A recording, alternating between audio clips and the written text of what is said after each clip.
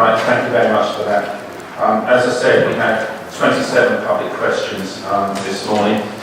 What I'm going to do, for the sake of expediency, is ask the questioners to limit the time that they actually speak to the actual question, so they're not reading out statements. We've got statements in front of us of all the questions, so if the questions please would limit themselves to a maximum of 1 minute, and within that minute actually include the question and the actual points they want to raise, that would be excellent.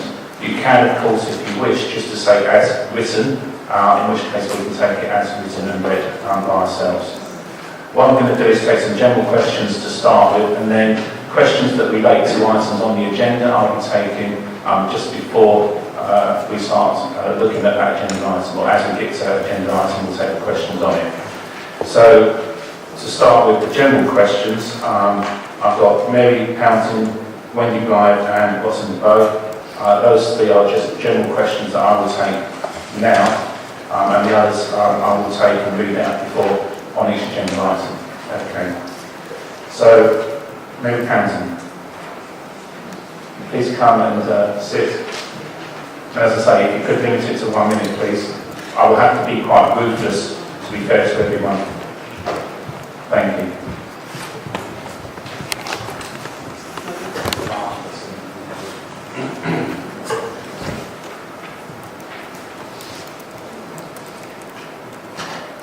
When you're ready.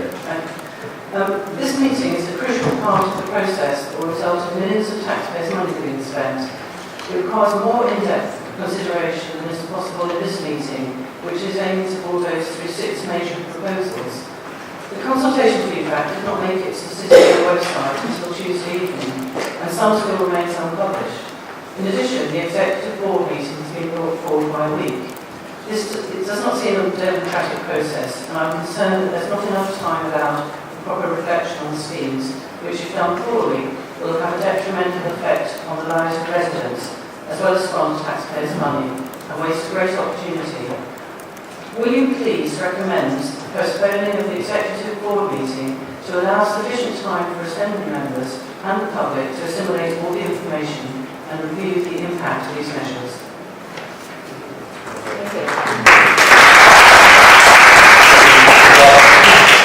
If you'd like to just remain seated, and we'll get a response for that particular question immediately. Mr. Minnies.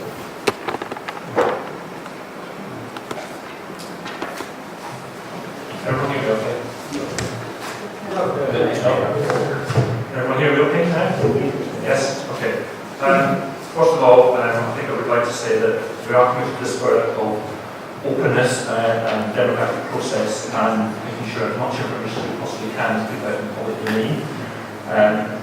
We've published all the reports that are a substantive part of the information in accordance with the requirements 5 working days before the meeting. We published the consultation report, and what we did publish and were able to publish for various technical reasons was background information containing detailed comments made by members of the public, which were a large number. That's unfortunate. I would like to apologise for that, and we are addressing why that happened to make sure it doesn't happen again. But I don't think substantial changes in information in front of people allowing decisions to be made. And other than the cost of recycling project, what is being discussed today is actually moving us forward to the next stage and not the implementation of a specific project. Okay, thank you very much, and thank you. The next questioner is Wendy Blythe. Welcome, Wendy. Thank you. And you know the procedure when you're ready. Again, if you could just limit it to 1 minute maximum. Wendy Blythe, Chair of the Federation of Table Dressers Associations. Thank you very much. Did you hear that? Chair of Federation of Table Dressers Associations. There is a loud and growing peasants' revolt in Cambridge. On every city deal scheme, you have heard objections from city communities and residents that it is growth without a heart, ruining the beauty of a heritage city and its quality of community life, offering nothing for ordinary residents, impacting on people's democratic right to have a say about how they want to live. At the recent Milton and Histon Road briefing, it was notable that the officer responsible for community engagement was seen to limit attendance. This was recorded and has now been seen by many residents, many of whom had wished to attend this briefing. Cambridge communities find it difficult to maintain faith in the process, when it was only last night that the final document in the report on the Milton and Histon Road consultations was published. How can anyone in this room... Your 1 minute's up, so if you could... Okay. How can anyone have had a chance... I timed this, actually. And frankly, my minute is not up. So anyway, my question today is, how will local liaison forum stakeholders be identified? On what basis will objectives be set? And how will its success be monitored? Thank you very much. And actually, I did time the question, Roger.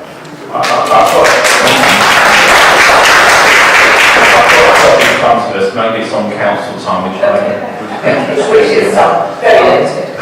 But thank you for your understanding. Mr. Minnies. Thank you. Local liaison forums are established and we invite all local elected members. Sorry. Oh, I see. Right. Can you hear me now? Yeah. Okay. The local liaison forums are, we invite all local democratically elected councillors, city, county and district, where appropriate in terms of geography, to form local liaison forums. They then are the own local liaison forums. It's up to them to decide which stakeholders they wish to involve, wish to invite to those sessions. We don't, as officers, decide that and control that. We leave that to the local members to decide, and we then work with those local liaison forums to develop the detail of the schemes. And those local members can either feedback directly to their constituents or they can invite stakeholders to attend. That is up to them. We won't dictate that. Okay, thank you. Sorry, the other 2 bits of the question. You haven't answered my question on what basis will the objectives of these forums be set and how will success be monitored? Thank you. The forum's objective, so I think it's such a new space in Mark. Yeah. The forum's objectives are set by the terms of reference which will be published. Set up for some of the local liaison forums, but of course we'll set them up. That can be set subject. In terms of their success, given that they're not a decision-making body, I guess the success will be judged by the end product that is delivered as a scheme and how much that reflects the input and engagement with local liaison forums. Resident satisfaction. We can't have going backwards and forwards. The officers answered, and obviously you can write and communicate with the officers outside. But thank you very much for your question. Thank you very much. Thank you.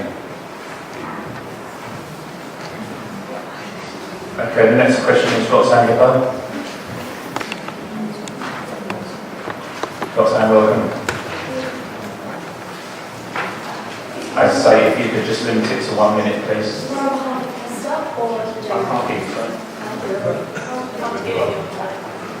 Is it a question on behalf of Hester Wells or my question? Your question. We have a question to know, two questions coming on the order we've got here. It would be helpful for us just to know either which page it's on, what number of questions, so we're not breaking through our papers to find the question rather than speaking. It's question 20 from Roxanne. Okay. 21 apparently, apologies.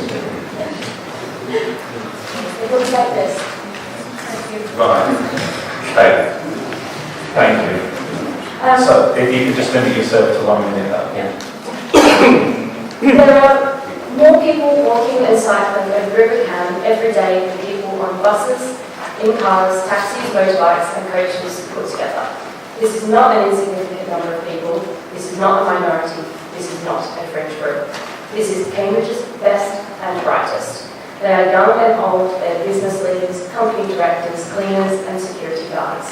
These are the people who drive the economy of Cambridge. To the question, will you recommend to the Executive Board that the designs for Milton Road must include dedicated, separated and sufficiently wide space for people who walk and separate, dedicated and sufficiently wide space for people who will be cycling. Will the Assembly remove the recommendation that floating bus stops are not considered on Histon Road? There are places where they will fit and they will make a huge difference to the safety of people and children who wish to cycle. Will the Assembly categorically reject the design guide, the Urban and Environmental Design Guide, and ask for a wide-ranging consultation exercise with local experts to be undertaken instead? This is a dangerous guide that fails to meet standards that are already set in this country. And you can read the problems in the statement and the FOI. Okay, and thank you for your timeliness on that one. Officers.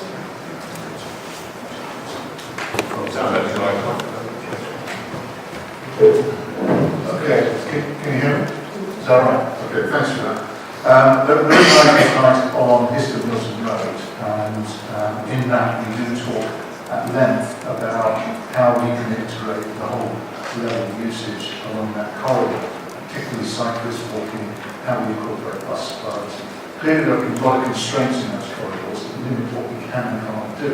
So we've asked, and again, we're working on that process at some length as we work through the design process. So we're not there yet with it. We've still got lots of options to consider.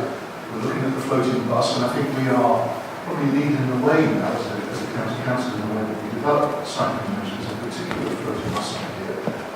Where could we, could we do it? We don't know, because we still need to test the overall width of the road itself. So there's still a number of measures that we need to look at. There's still quite a few things that we need to consider as part of the schemes. But cycling does feature very highly in the way that we incorporate bus priority and transport schemes across the county. I'm letting officers answer first, please.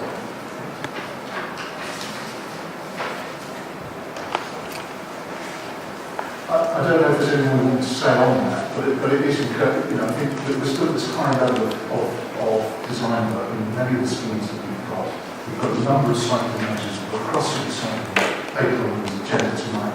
That again equally looks at the measures and the lengths that we go to incorporate really good engineered cycling infrastructure for this area. We do look at all options, segregated cycling where we can. We do look at safer means of crossing junctions. The whole thing is looked at in a lot of detail. And as you know, I do have a cycling team working for me, and they do spend a lot of time on analysing how these schemes can work. So in terms of cycling, I think we are very much involved in the way that we do things. There are, if that's fully answers the question,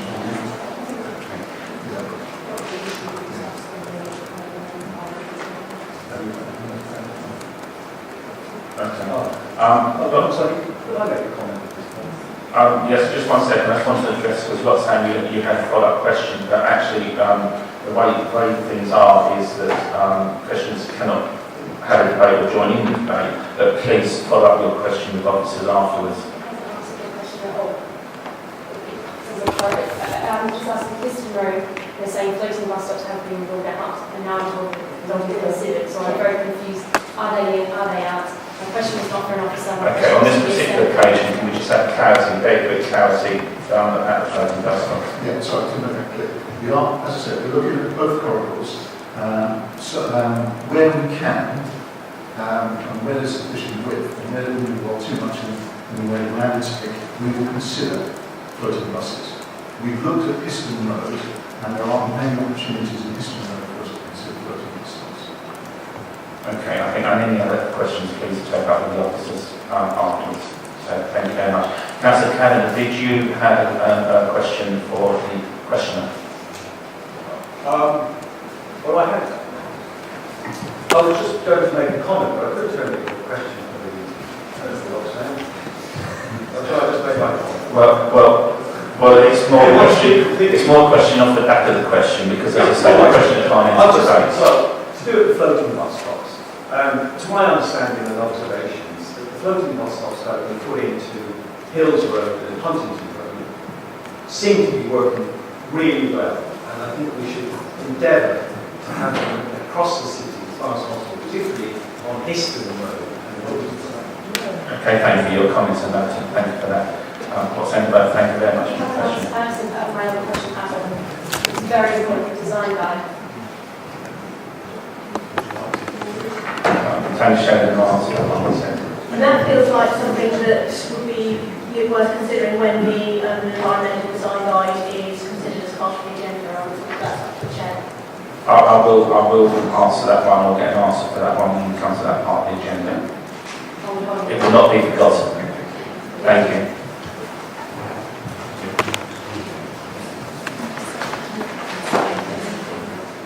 Right, agenda item 7, as I say,